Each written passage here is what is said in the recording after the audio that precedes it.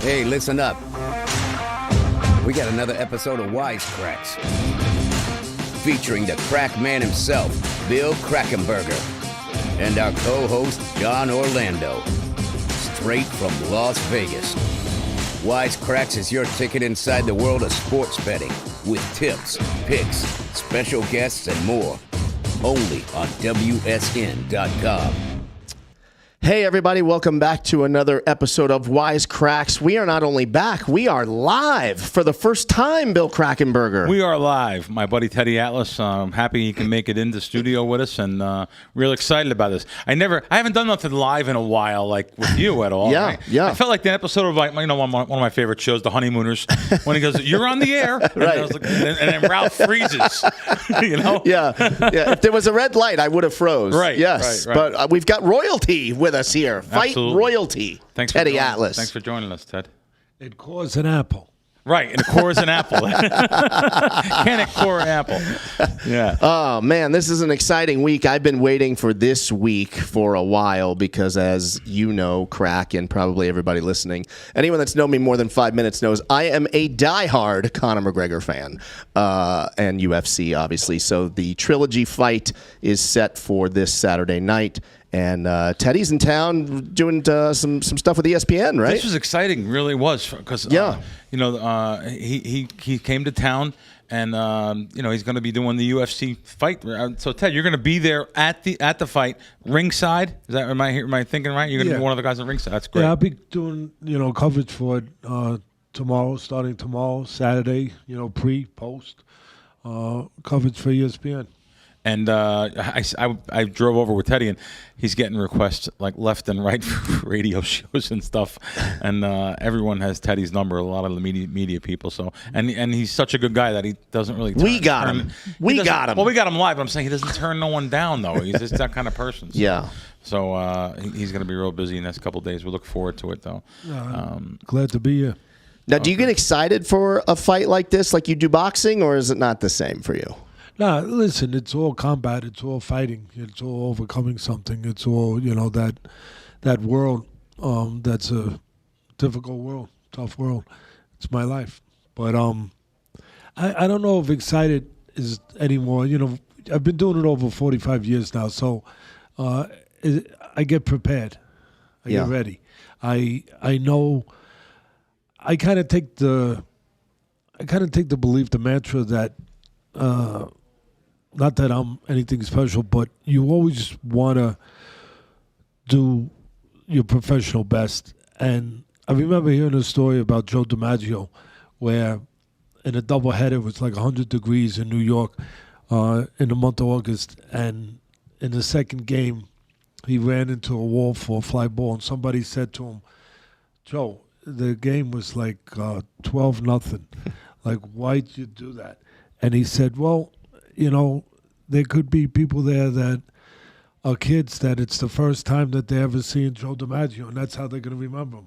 And I'm no Joe DiMaggio or anything close to that, but you want to always be able to present your best. You always, for your family, for yourself.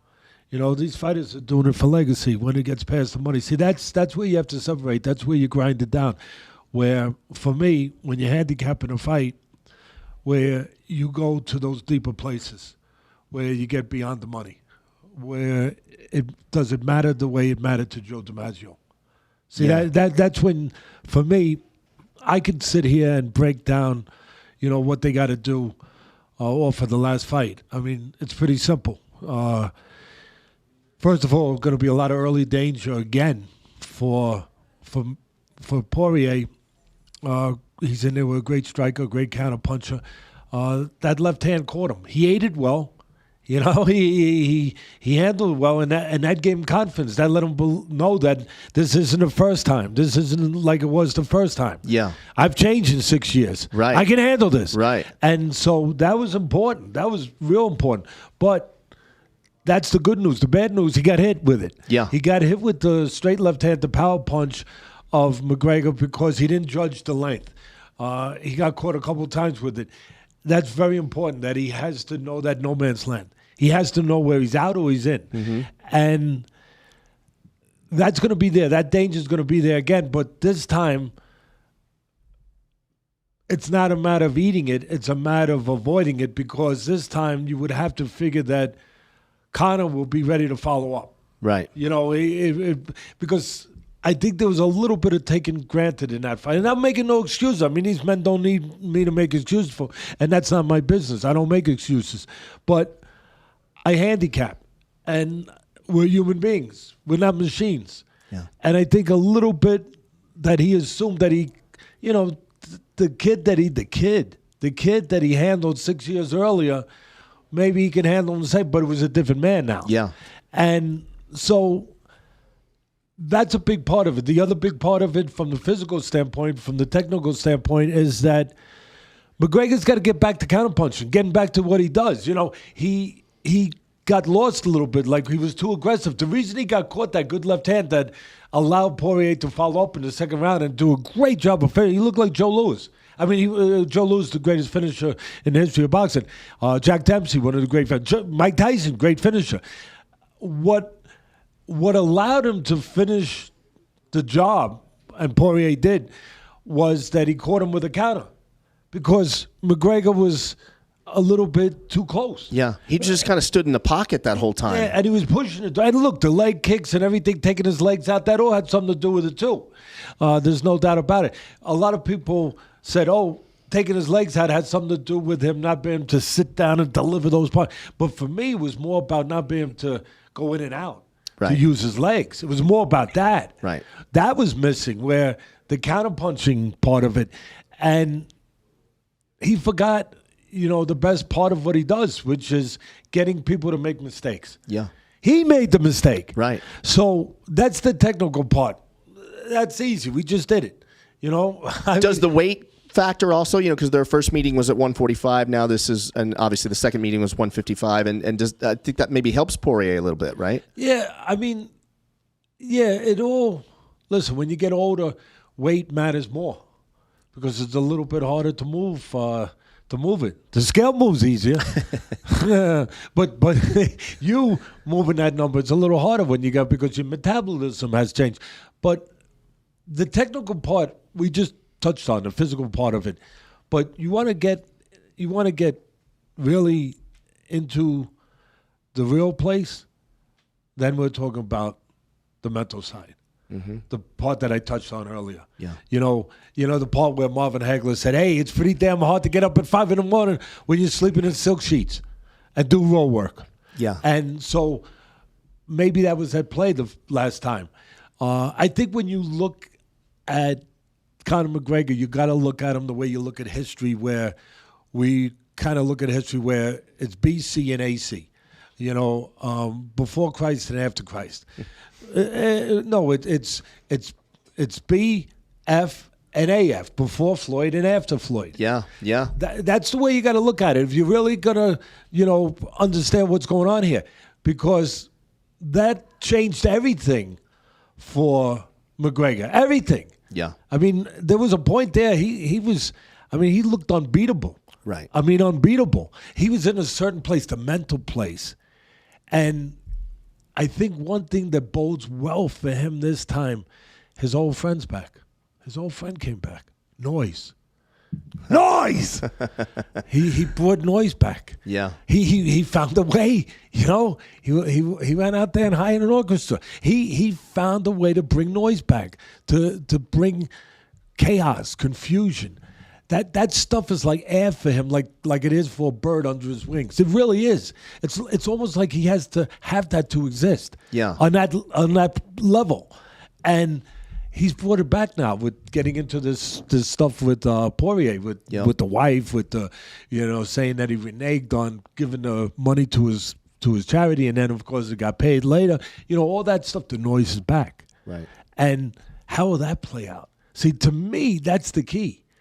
That he knew that something had to change, that he had to awaken something once again. Yeah. Krack, do you bet on a fight like this, or do you stay away? This fight had the odds moved. It opened up Conor minus 120. Yeah. And now I looked this morning.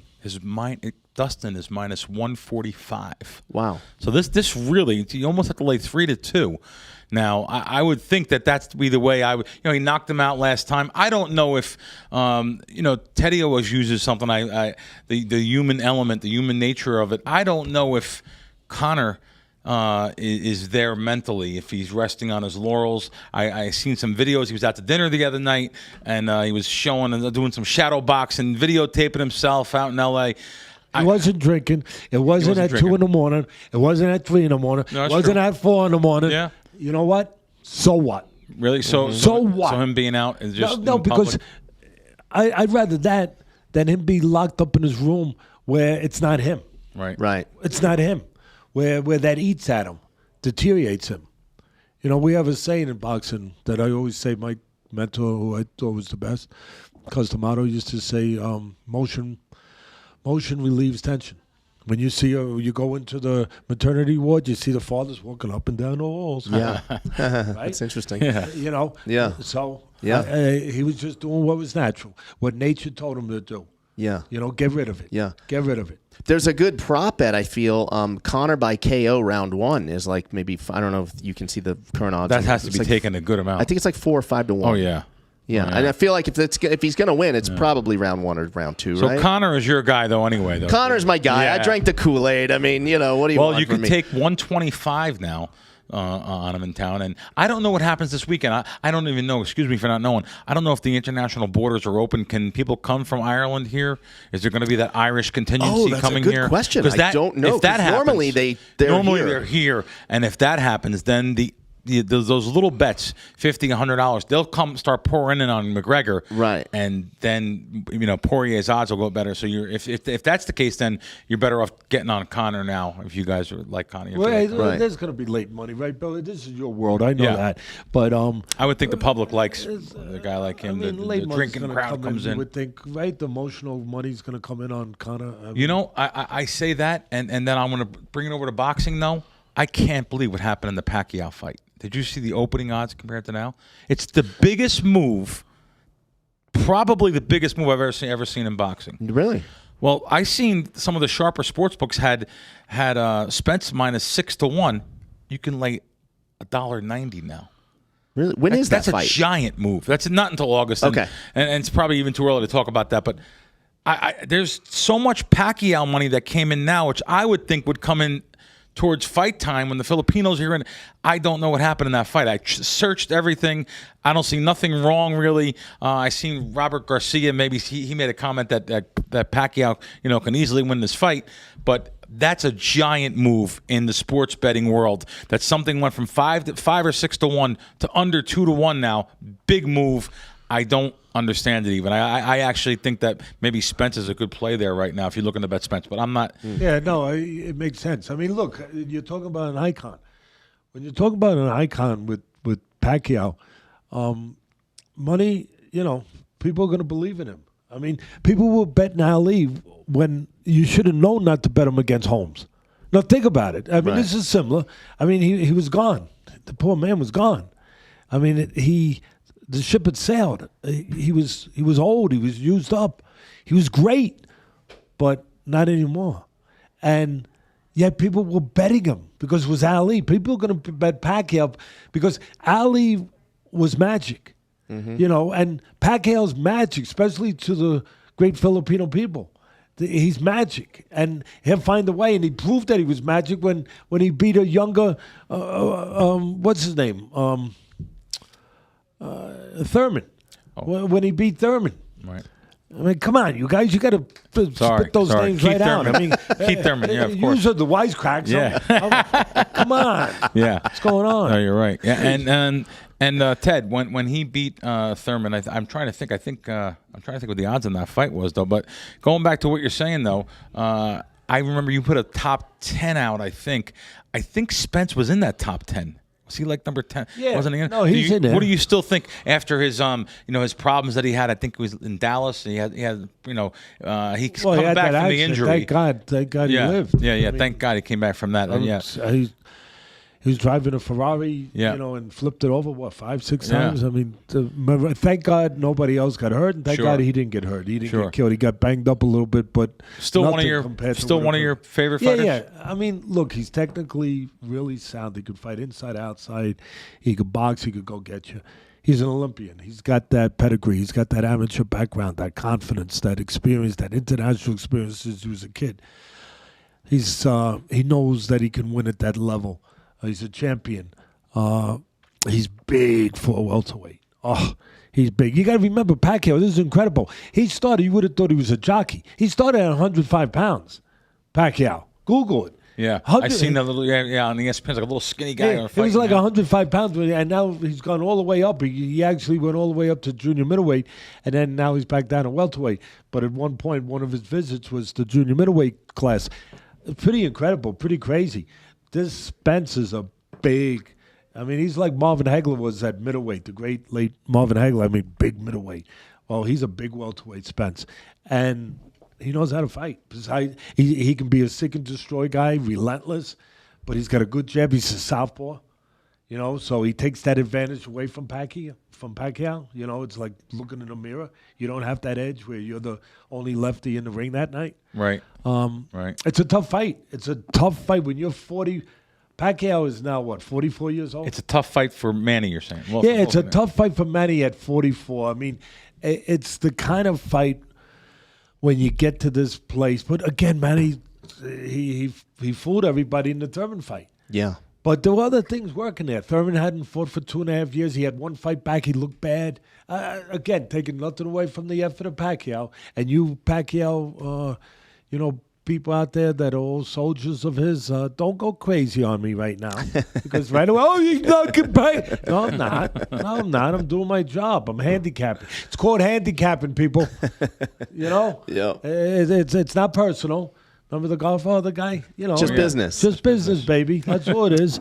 So this, at the age Pacquiao's at, to fight a guy that big, that strong, that athletic too, where he can do so many things, and in his prime, that's the one kind of like where for Ali, you can't get away with any trickery anymore. It sometimes does come down to the rule of physics at that point in your life. It does come down to that guy, Father Time. We all understand that old cliche that he's undefeated. And, again, Pacquiao, maybe he went and found that fountain of youth a little bit. Right. But usually in the end, Father Time usually has his hand raised. So this, when you're fighting a guy that you can't move around, that's going to be coming at you, that's going to pressure, that's not going to give you any breaks, you got to give credit to Pacquiao taking this fight. He always takes the tough ones. He always takes the best ones. That's what the great ones do. Yeah. That's their mentality. Yeah. Let me tell you, Pacquiao has so much respect for Teddy. I was with Teddy when Manny was there. Teddy was training a fighter going against Manny, and Manny has the utmost respect for Teddy.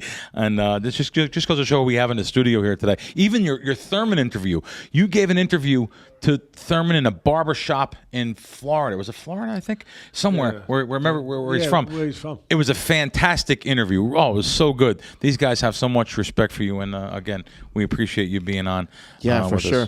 I don't know if you saw that. It looks like the Fury and Wilder fight is postponed. Someone in Fury's camp, I guess, has COVID, or the whole camp, or something like that. No. Maybe I can give you Wise Kracks a little breaking news. Yeah, that it looks like Fury actually has COVID. Really? Oh, wow. Yeah, he had one shot. He didn't get both shots. He didn't get both vaccines, and it looks like he got the COVID. Wow, this is brand new to us. Yeah. Yeah. So would that affect how you bet? Because you don't know. It could affect cardio, right? Lungs.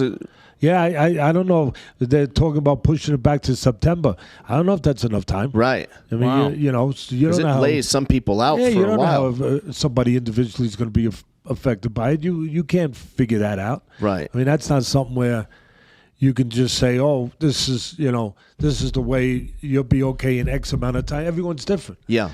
So I definitely, that is a big thing when it comes to now making your pick. Yeah.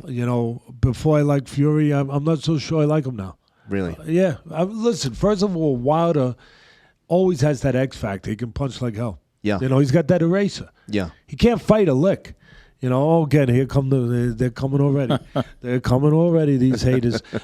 Come on. Come. You ain't the first. You won't be the last. Come on. I mean, but the truth is the truth. He falls off balance. He drops his hands. He doesn't move his head properly. He's not in position, but he can punch. He's got that eraser. Right. Punches are not made. They're born. Mm-hmm. And this is a guy that was born not with either hand, like Tyson could punch with either hand. Joe Louis could punch with either hand. No, right hand. Yeah. That right hand, he's got a thunderbolt. Yeah. And you make a mistake, and he can change everything. But now with this, I'd be concerned about the fight. Right. And just closing my eyes and saying Fury. And the reason I say Fury is he's stronger mentally. He's more versatile. He knocked him out the last time. Yep. That stays with you. Those bats stay in the belfry. Sure. Those. Sure. It's hard to get rid of them. Yeah. Got to chase him out. And he didn't have a fight in between to chase him out. So that's there. And I like the versatility that he showed, Fury being where through his whole career, when he started this whole journey, when he beat an older Klitschko by boxing and, a 6'8", 270-pound, whatever guy being able to be that agile, it was pretty impressive. And he boxed, and I always said he was Goliath with David's. He's Goliath's body with David's brain. Yeah. Like things like a little guy, and he did, and he boxed, and then all of a sudden he showed in the last fight that he can go get you too. Yeah. And he showed that in a couple fights before that. When he was fighting a Swedish fighter, I'm trying to remember his name, undefeated fighter, I think it was his first or second fight as part of the deal with ESPN. They gave him $100 million. And he got cut bad in that fight. And all of a sudden he had to go get it. And he pressed the guy. And he got it.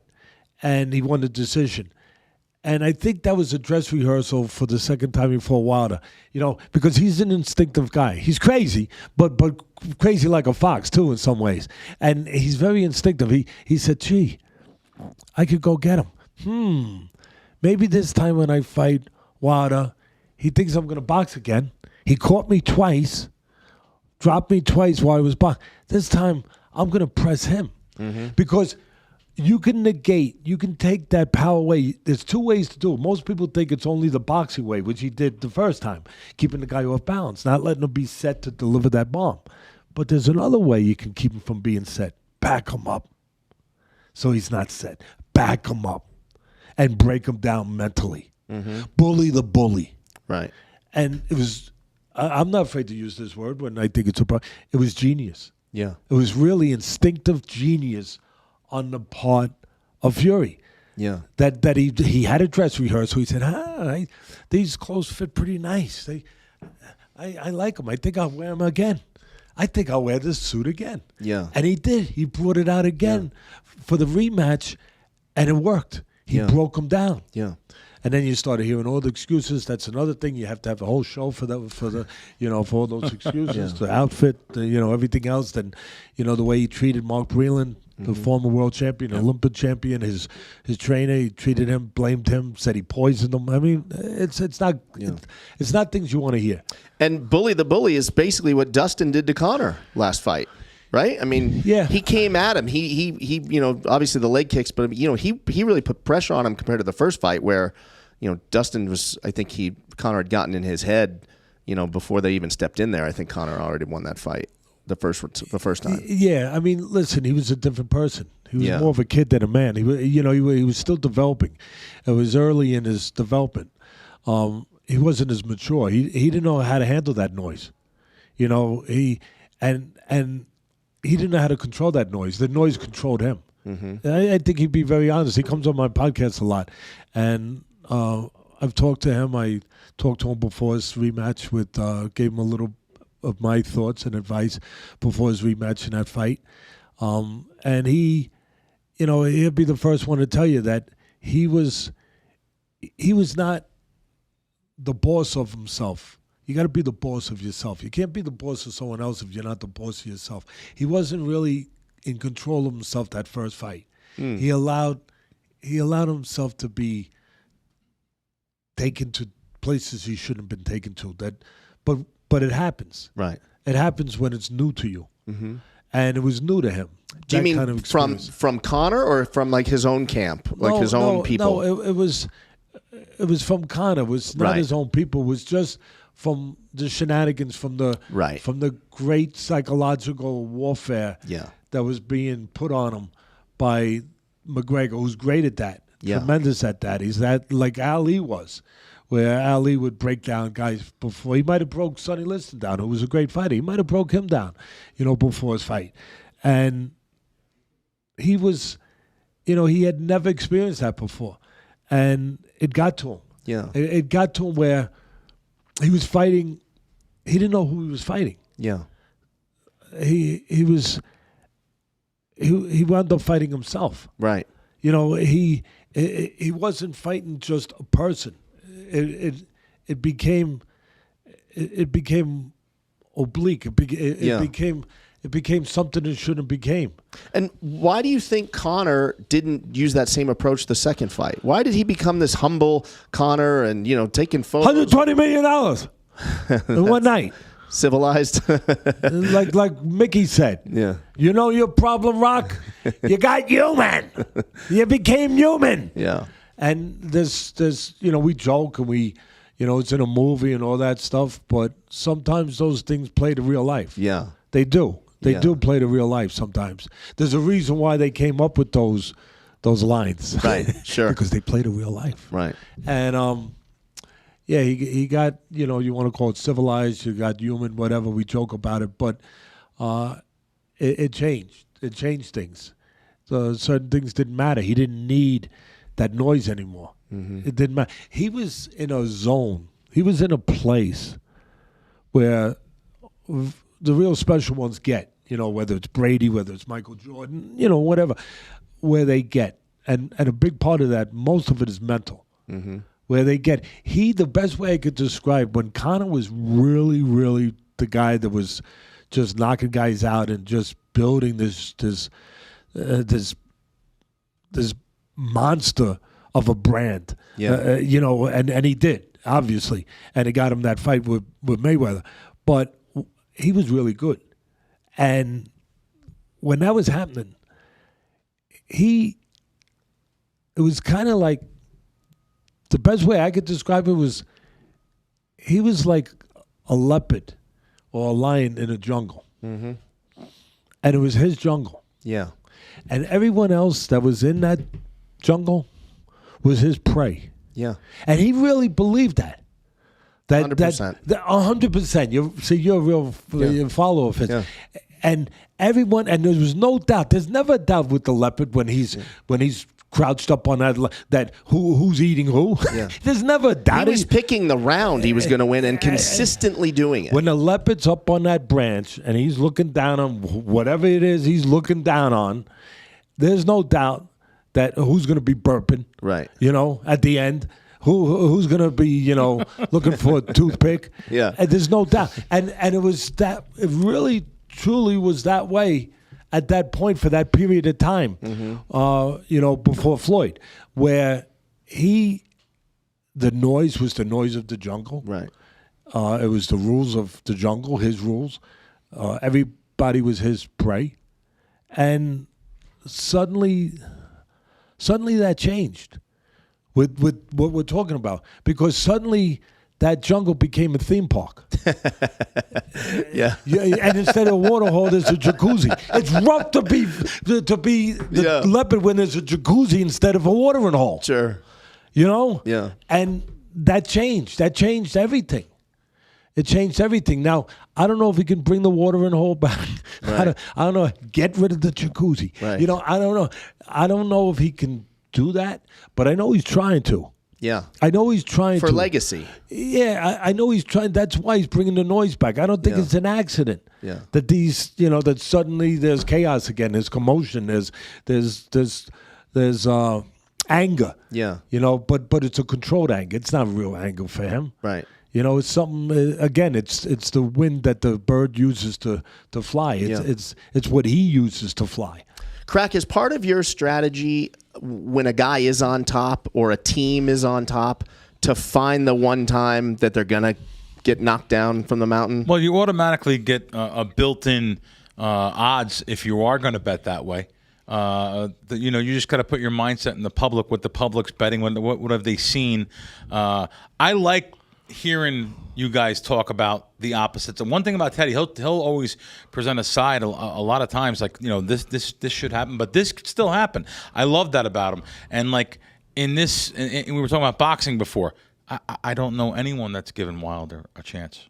I mean, I don't know anybody. Right. Everyone is, because they've seen Fury, So you probably get a built-in advantage, choosing. And listen, when Tyson's out there in these different outfits, and then you put on like the Mexican outfit, he put on the Apollo Creed outfit. People love that. It's excitement. It's energy. So automatically people think about that, and the bookmakers put up a line with the intention. They know which way you're betting. So you're already paying a premium for betting Fury. Now you throw this COVID thing in the mix. And by the way, I use this screen that gives live odds. The line is actually not down yet, so it's still up, and with no date set for a rematch or anything. And I just did a Google search. They're not really talking about I say rematch, a postponement date. Yeah. They're not really talking about that yet. They're saying it's in the camp. So Teddy giving us great late breaking news here. This is really interesting stuff. So we'll see what happens there. Yeah. When you look at these guys like a Wilder, when he knocked down Fury, or we thought, he knocked him out. And the second knockdown. Yeah, the second one. And he rose from the dead, essentially. Does that mess with his head moving forward now? Like, I hit that guy as hard as I can hit that guy. And after he knocked him out, yeah, it does. Because you got to remember, again, what happened after that. Then what does he do? Maybe it messed with his head in the fight that we're not talking about, right? In the rematch, in the second fight before the trilogy, right?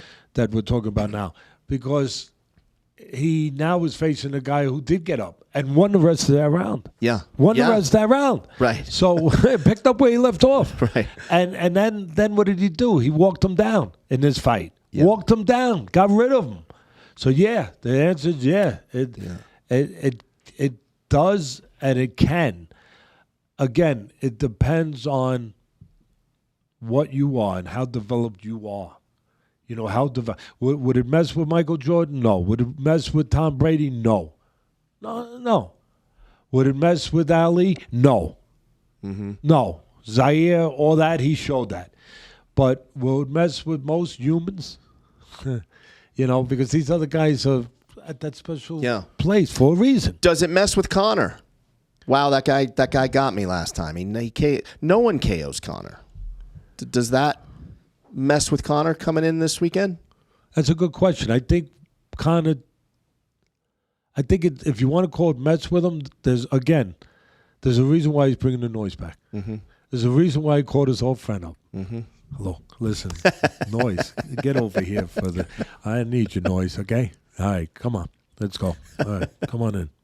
I mean, I mean, he's smart. He's an instinctive guy. He's a very instinctive guy. I mean, look at his story. He's got a great. Poirier's got a great story too. For sure. I mean, they both do. They both got great stories. And listen, to the credit of Poirier, he heard the noise already. Mm-hmm. So this time he should be prepared for it. Right. He heard it. Yeah. The noise got him. Yeah. It got him the first time. He'll be the first to tell you he's an honest guy. Yeah. Just he's the way he fights, honest, straight up. Yeah. No BS. And he'll be the first to tell you, the noise got me, but he'll also be the first to believe, and that's what counts. Not what you say, it's what you believe. Mm-hmm. That the noise won't get him again. I hate these kind of fights because I do like Poirier because how can you not? He seems like such a good guy, and he's a great fighter. Obviously, I've got Conor's over my shoulder here. I don't know if you see that little figurine up there. I mean, I've got Conor McGregor's in the house right now.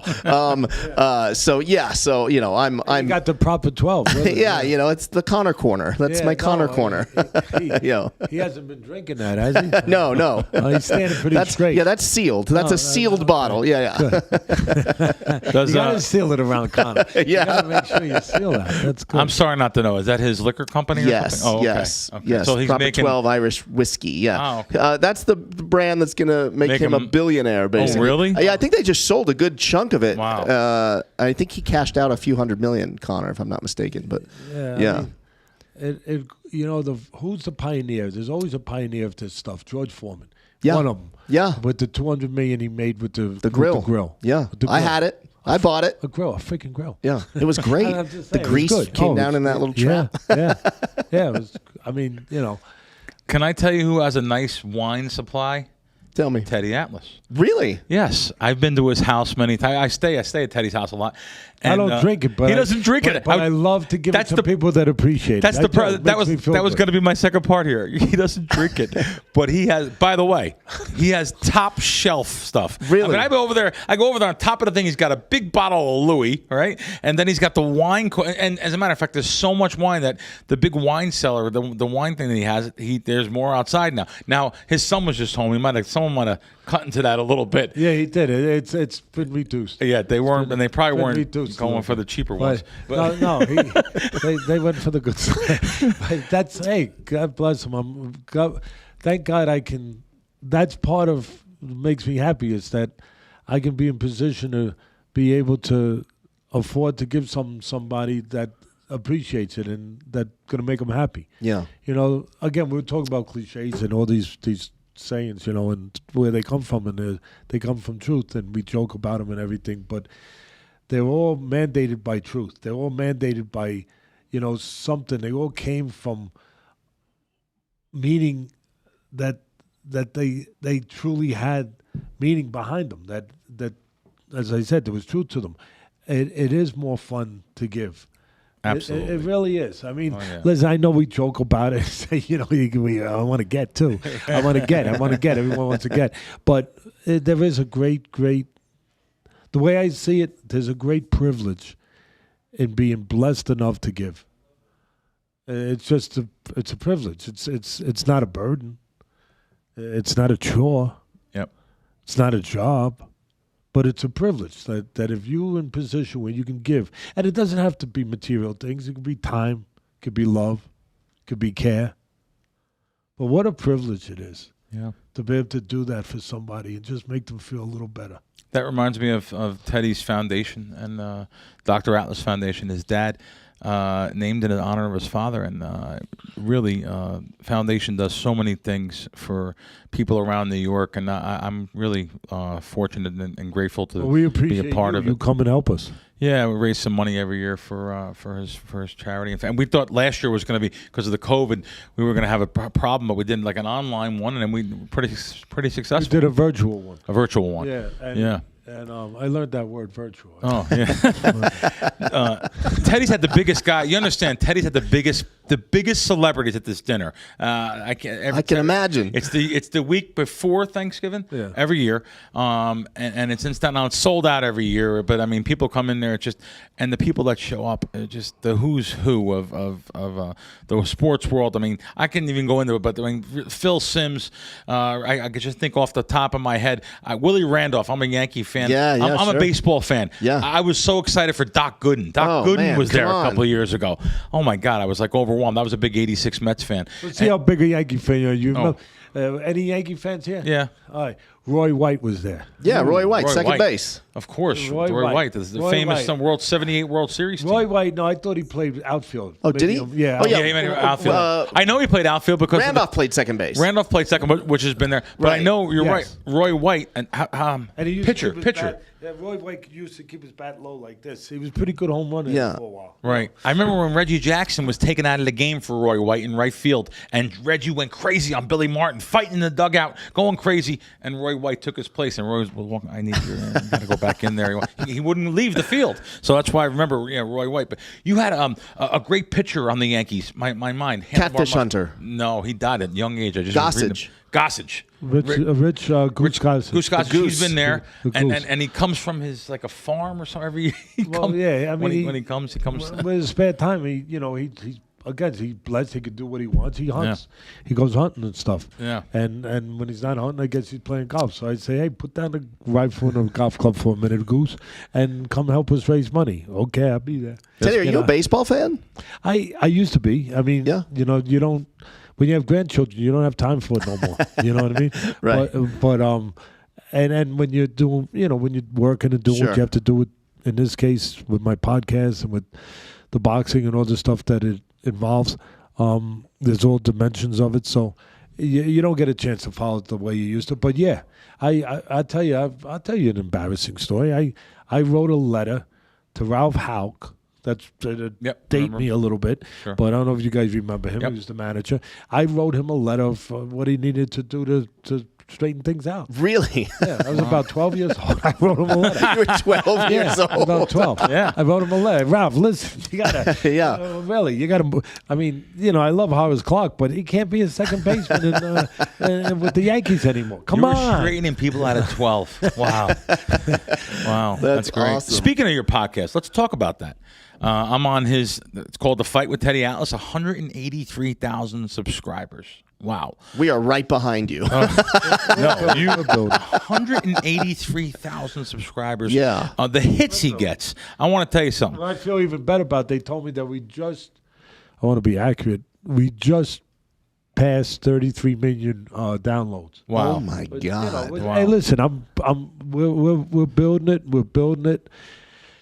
Wait, 33 million downloads and you're building it. I think you built it. We're still building it. It's built. I'm very grateful to the people out there. And the UFC audience has helped us a lot. Yeah. Because the last year, we've really been doing a lot of that, too. Did this all start when you were on Joe Rogan, which, by the way, you got... I should say MMA. One of the best Joe Rogan episodes ever was when he was on. Over 1 million. How about this? Look at this one. 3 million hits. I don't know if you know this one. Joe Rogan, Teddy Atlas on Mike Tyson. 3 million hits. Yeah. So is that when it all started? You thought maybe you should do a podcast yourself? Yeah, I think that was the genesis, or at least around there. Yeah. And the Patrick Bet David interview, fantastic interview.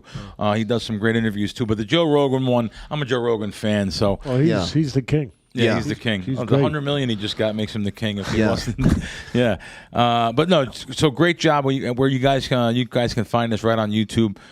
Fantastic. You've had matter of fact, Poirier was on last time. Us three were in the studio here. Teddy had on Poirier. Yeah, that's right. Live. Yeah, he had him on. Yeah, and that goes to show you the respect that these guys have for you, Ted. In the middle of his training camp, he comes on. Yeah, he comes on your show, and I have a question that was asked by my buddy Matt Esposito. Is also he's a fan, and he asked me about what do you think about the state of boxing.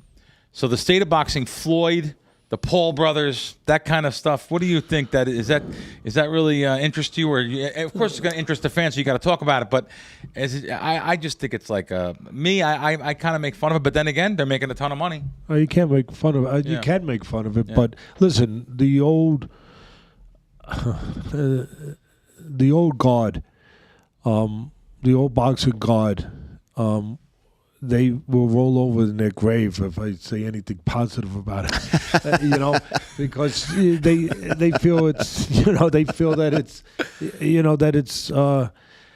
it's not boxing. Of course, they feel that it's taken away from the sport, that it takes away from the integrity of the sport. But I disagree in a way that the boxing fans know where the fights are. They still know where they are. They know what this is a optional entertainment, alternate entertainment. This is another choice. It's kind of like having another restaurant where there's a good restaurant, been around for years, you put another restaurant. The people aren't going to stop going into that restaurant. Right. They have a choice now. Right. Some of them will go across the street, but the ones that love your restaurant, they're still going to come in your restaurant. Well, the people that love boxing, they're still going to come in that restaurant. They're going to they know what boxing is. They know what the real fights are. They're not stupid. This is a different alternate entertainment. Mm-hmm. And listen, is it a money grab? Yeah, you could call over and try to make it a nasty word. People like they're trying to, it's a money grab. I don't know if that's a nasty word. They're making money. Right. What's so nasty about it? Right. I mean, but at the end of the day, it's the American way. Yeah. You got to give these poor kids credit that they built up this huge number, these numbers of YouTube followers, right? Playing games, whatever they were doing, but they built it up, and they found a way to make money off it. For sure. And so, how are you going to knock them? Look, it's your choice. Again, what restaurant you go in. It's your choice whether or not you want to watch that, whether or not you're going to pay the bill for that. Yeah. And does it take away from boxing? No. In some ways, it's kind of like the first Rocky movie.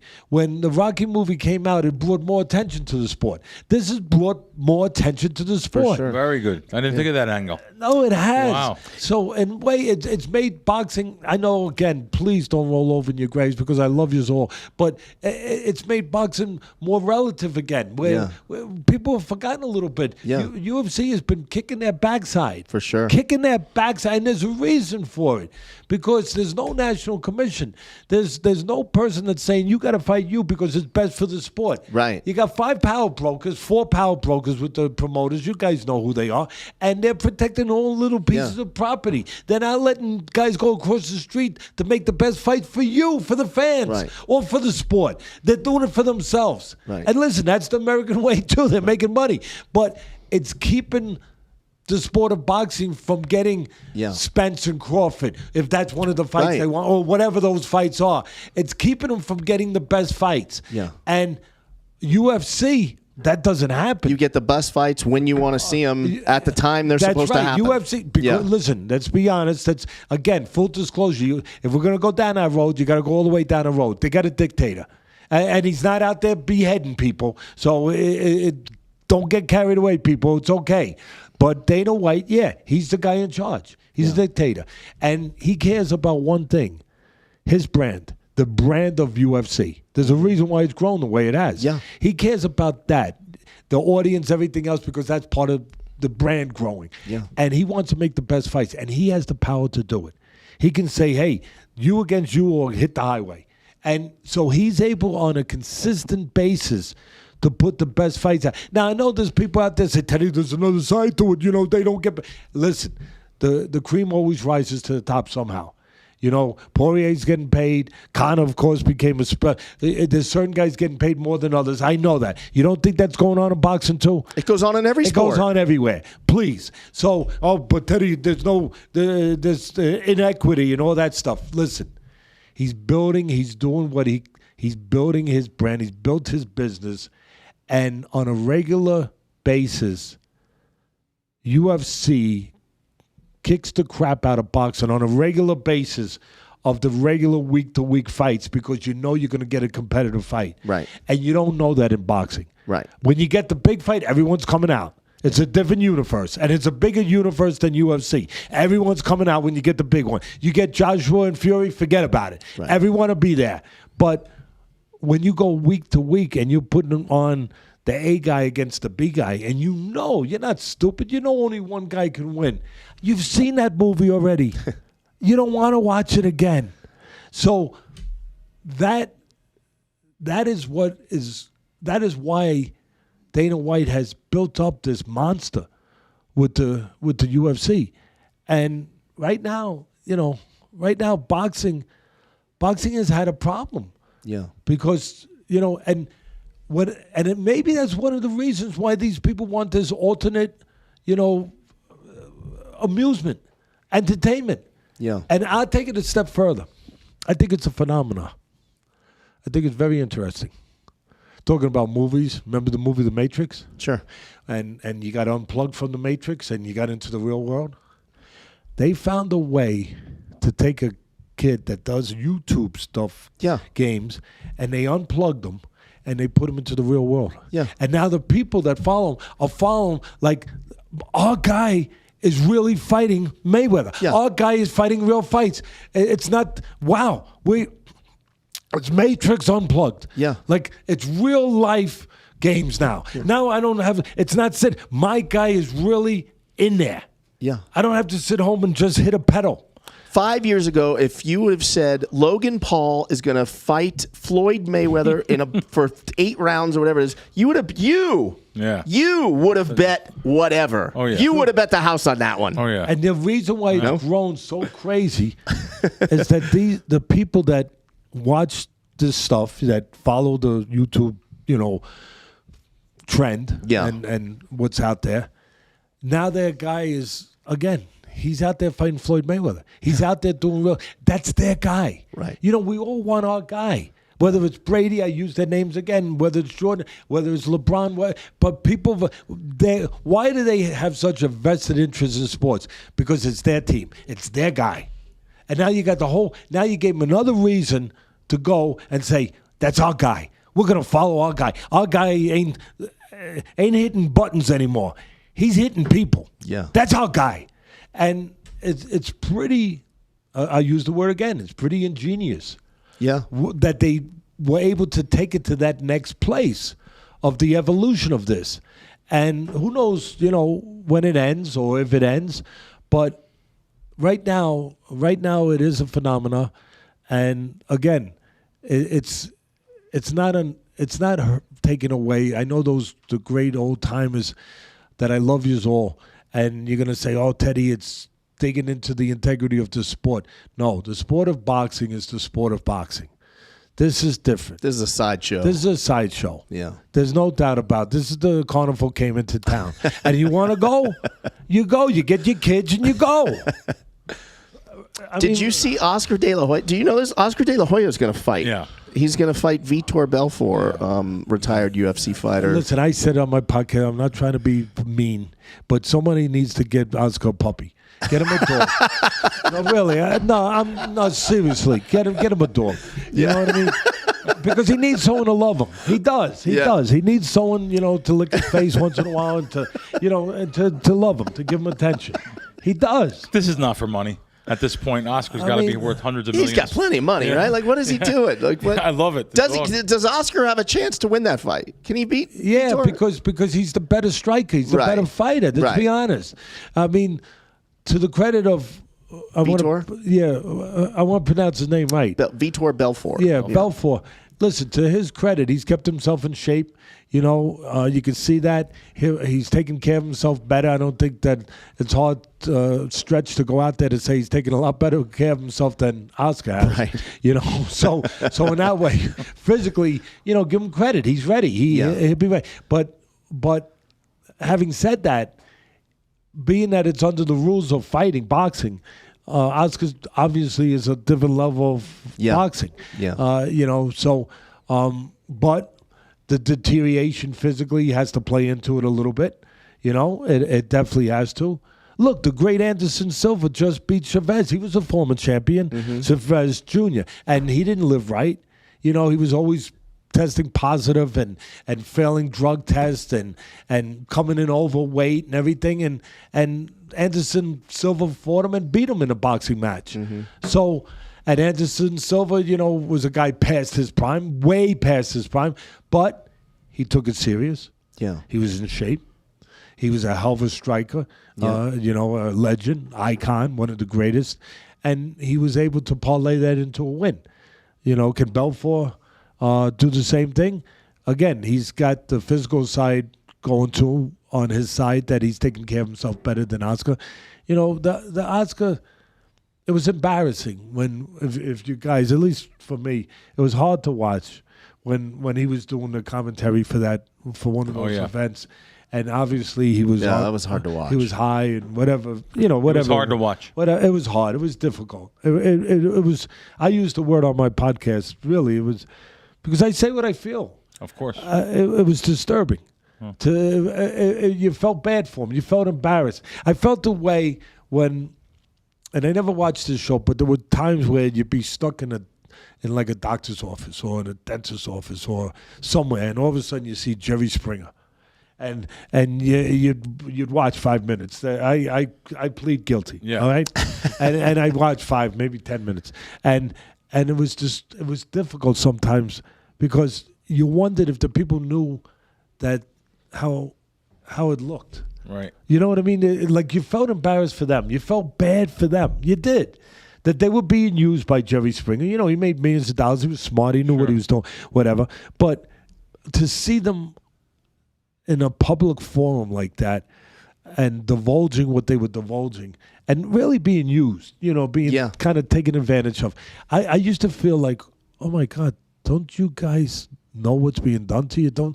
I feel bad for you. You know, it was hard to watch. Mm-hmm. And that's kind of what it was watching Oscar. It reminded me of that when he was doing a broadcast that night. Was like, this is difficult. Right. And now maybe because of that, maybe that's part of it. You know, he feels that he has to come back and he has to make himself relative again. He's got to clean himself up. He's got to prove himself again. Whatever's going on, you wish it wasn't to a certain extent, you know, because it's still dangerous when you get in the ring. Yeah. It's still a dangerous place. You know, I've said for years, one of the things that I was known for saying when I did all the boxing for ESPN was every time a fighter gets in the ring, the reason why I'm so serious about this, besides that it's been my life, and why I used to fight for the fighters and go crazy when they would rob them the way I did and even get myself in trouble, but I thought it was worth it, was because every time they get in the ring, they're getting out of the ring with a little less of themselves. They are. It's just a matter of how much less. Great saying. Yeah. And so I used to say, I would go crazy because I say, look, it's one thing if you rob a guy, now they got instant replay, so it don't happen so much. But if you rob a guy in baseball going to first base and you say he didn't get a hit, he can come up the next inning or the inning after and he can straighten that out. Yeah. And he's going to play the next day and the next day and the next day. But if you rob a fighter, he's got to get back in line.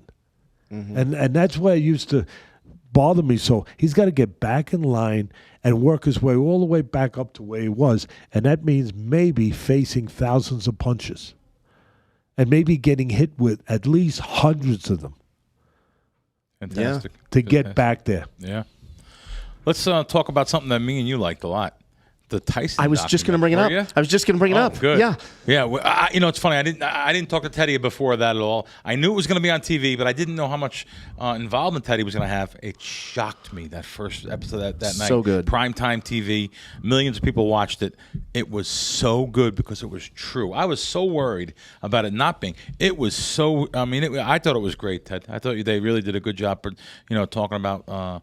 You know, I thought they did. You know, when you were younger, you guys, and all the work you did, and really they laid it out there. I mean, Teddy Atlas did a lot of the work. You could have almost called that a Teddy Atlas documentary. Yeah, the first episode for sure. So good. We loved it, and now the Kings. Is that the right word? The Kings. Yeah, I watched the first episode. It's the four Kings, but it's the Kings. I know. I watched the first episode. I have to get to all of them, and. You know, Teddy's basically narrating it, and it's. Have you watched it yet? No, I didn't see it. Oh, well, you got to see it. I know great of it, reviews, people talking about it everywhere. Yeah. So again, and me and Teddy were talking in this hotel before about like when what happens? Do they give you and this is a dumb thing I said. Do they tell you a little bit of what you should be talking about? Absolutely not. It's my words and my stuff, right, Ted? Yeah. I mean, I'm never gonna let somebody put words in my mouth. Of course. I mean, I'm gonna. They ask me a question, I answer it, and I'm gonna say what I believe, and that's what it is. It's not a voiceover. That's the right word. It's not a voiceover. Yeah. You know, it's one thing if you do a voiceover. Like I haven't done many voiceovers in my life, but I did one for actually the Poirier and McGregor, this fight. Believe it or not. Really? Yeah, I haven't seen it yet, but it was being used by their PR to promote this fight. And they had asked me if I would do a voiceover.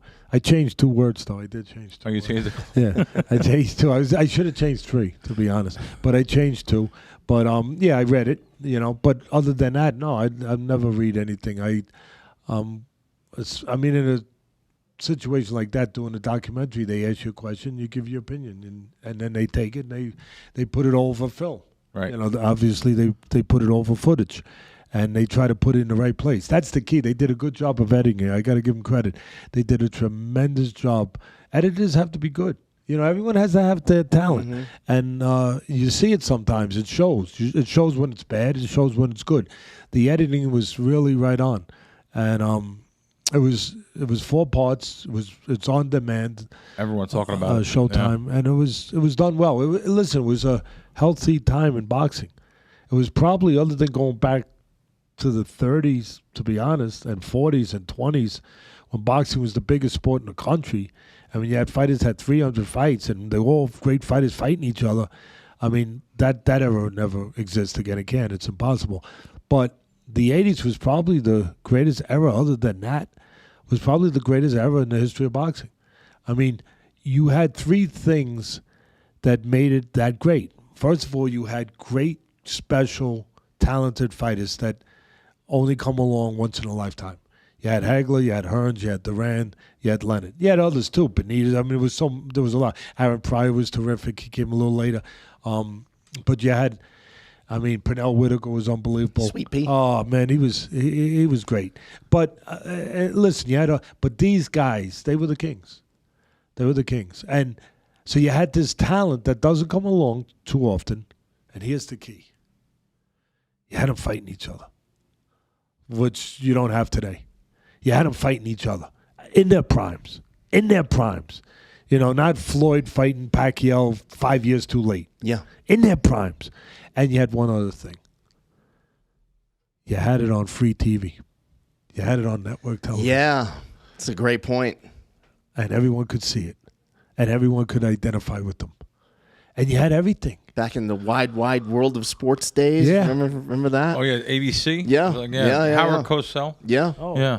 I mean, that poor skiing. Do you see yourself as, you just said you used the word kings, do you see yourself as one of the kings of being a trainer and kings of being an analyst? No, I mean, my God, my father would slap me in the head if I ever said yes. I mean, that's up to people to say those things. But you realize we view you like that. You know that, right? I appreciate the respect and any kind of respect and appreciation that I get for what I've done and for the little part that I represent in this great sport. I appreciate it, and I'm grateful for that, and I'm humbled by it. But it's it's up to others to feel what they feel and to think what they think. It's my job is just be grateful for the opportunities that I've had and make the most of them, and always respect the sport. Always respect the sport and the fighters beyond everything else, beyond anything that you think about for yourself. And if you do that, the rest will take care of itself. Usually does. For me, anyway. That's great. That's great. I think that's a good wrap up. We had an hour here, and I could sit here for 4 hours with him. And I know you guys like what you see here. Make sure, if you're not already joined, and subscribe to Teddy's podcast, The Fight, with Teddy Atlas on YouTube. He's got some great guests every week and just talks real. He lets you know exactly what it is, and he holds nothing back. And Ted, we really appreciate you having you in studio here. Before we finally sign off, sure, we got to do official prediction. Oh, I'm starting with you. I'm starting with you. McGregor versus Poirier. Who wins? How does it end? What round? I think Poirier, but I'm not putting a lot of money on the fight. I don't like that it went up, and I hate getting the worst of a line. I'm all about getting value and getting the best of a line, and I think I'll see more towards fight time if this drops down again. Maybe Poirier, and maybe even a Poirier by knockout again. Yeah, Poirier by knockout. What about you? Before we go to Teddy.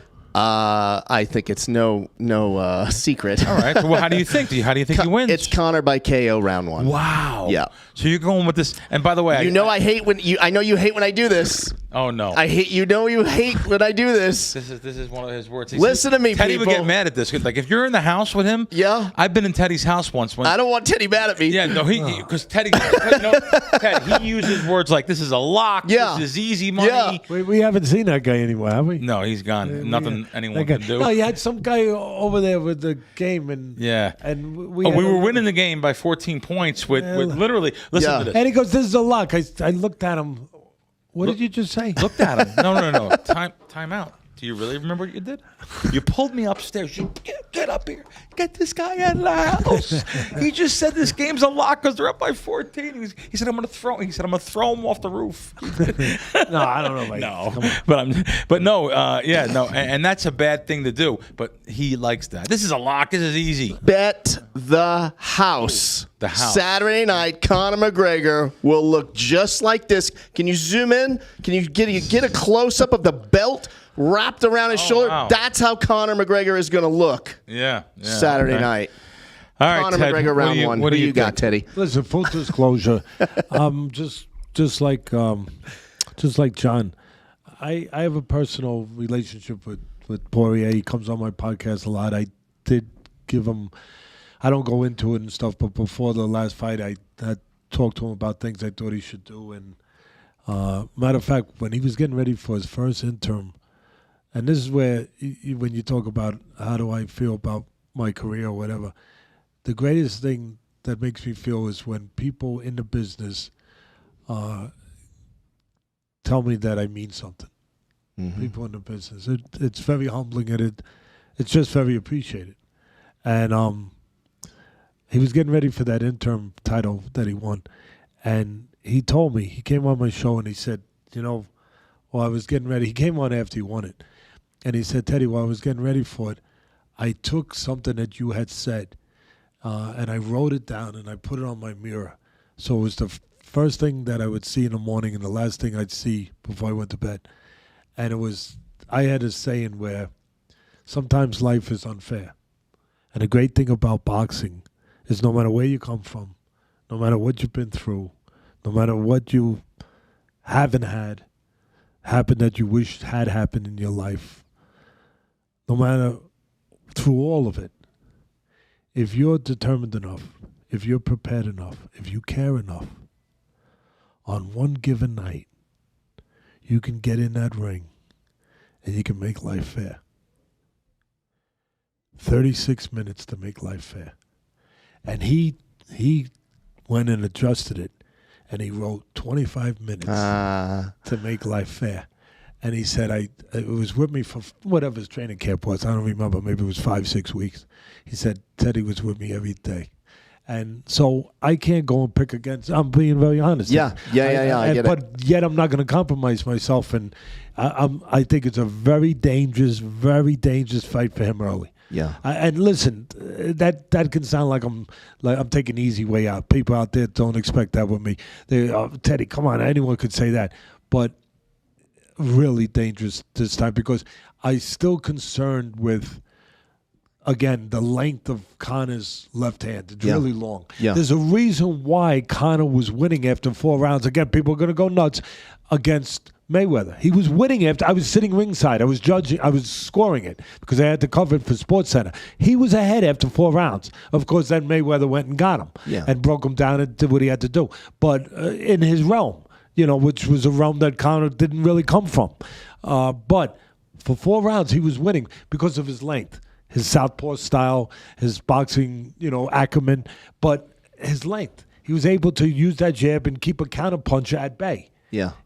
Floyd had to come out of character right. and go get him. Right. That tells you something good about Conor, that he was forced to come out of character to do that.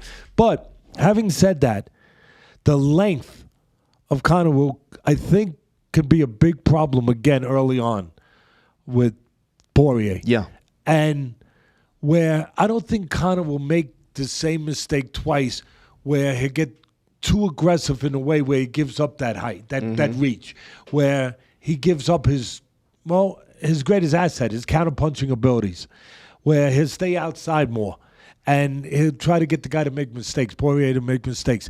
I think it's a really, really difficult fight for Poirier now because it could be reversed a little bit. I know Poirier was on my show and I talked right away. First thing I said to him when we were here, I said, you satisfied? You still hungry? And he said, yes, sir, I'm still hungry. But it's one thing, it's one thing to say what you're going to do with the devil. It's another thing when the devil knocks at the door. Yeah. You don't know till the devil knocks at that door, really, the answer to that. You really don't.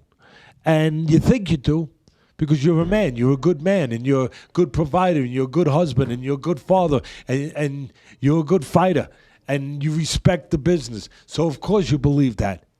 But until the devil knocks at the door, you're not completely sure. So, at the end of the day, I'm going with my man, Poirier. But I think it's really, I would not be shocked if it went the other way. And I think Conor will be, I said in the last fight, it wasn't hard to say it, that Poirier would not be the same guy. He would be much different. Yeah. Much better. I don't think Conor would be the same guy. Agreed. For the people that think that he's, that he's fat and he's, that proper 12 stuff over there and all that, no, I think it'll be different. I think it'll be different. For what that's worth, I think it'll be different. If my people, our people are satisfied with that, I hope you are. But I tell you, the one thing Poirier has really, he's a hell of a good striker. We talk about Conor. Poirier's in tighter quarters when he does it, but he's a really good striker, good puncher, and he showed, as I said earlier, he's a good finisher. He really is. Yeah. You heard, he hurts you, and he's getting rid of you. So I think it's going to be very interesting, and there's going to be fireworks. All right. Well, we're looking forward to your commentary on ESPN for sure, and I guess that's it, huh, Krack? Yeah. Our first live show. This was fun. It's great. Thanks, Ted. Thanks for spending all this time with us. And, I hope the fans enjoyed this. This was really special. All right. We'll see everybody next week. Thanks again for doing this. It's my pleasure. Couldn't be with better people. Thank you. We'll see you guys.